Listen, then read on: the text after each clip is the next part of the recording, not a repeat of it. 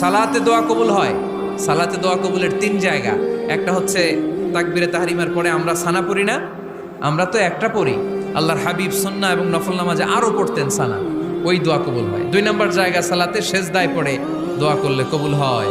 আকরাবু মা ইয়াকুনুল আবদু মির রাব্বিহি ওয়া হুয়া সাজিদ ফাকসিরু ফীহি দুআ। বান্দা যখন সেজদায় লুটিয়ে পড়ে, বান্দা আল্লাহর সবচেয়ে কাছে চলে যায়। কিন্তু বিশ্বনবী বলে, সেজদাটা তোমার রবের কুদরতি পায়ের উপরে পড়েছে। সেজদায় পড়ে দোয়া করেন। সালাম ফিরানোর আগে বিশ্বনবী দোয়া করতেন, লা ইউসাল্লিমান্না আহাদুকুম হাত্তা ইয়াতাআওয়াযা মিন আরবা'a।